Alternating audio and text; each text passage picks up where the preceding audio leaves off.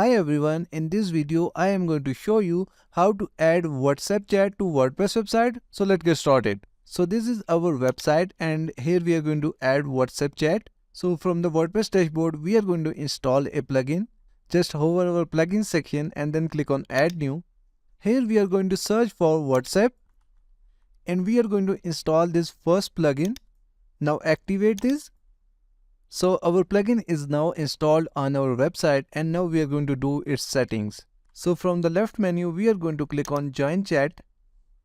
At first, we are going to add our number.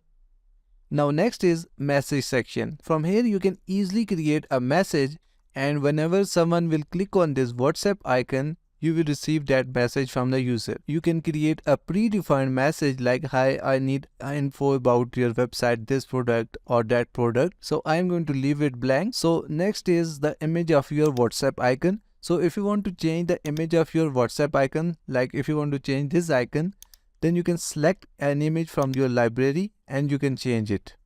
But I am going to leave it as default. So next is tooltip. Tooltip is a short text shown on your button. So if I visit my website and just hover over my WhatsApp button and here you will see a text need help. We have set up it from here. So you can add your own tooltip here.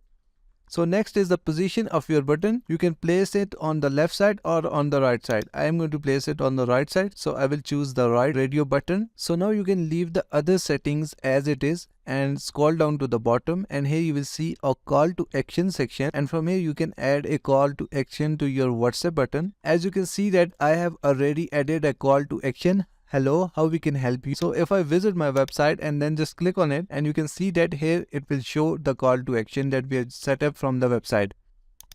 Now scroll down and from here you can change the theme color of your WhatsApp icon. I am going to leave it as default. After that scroll down and then click on save changes. So in this way WhatsApp chat will be added to your WordPress website. Thank you so much for watching the video tutorial. Please like the video.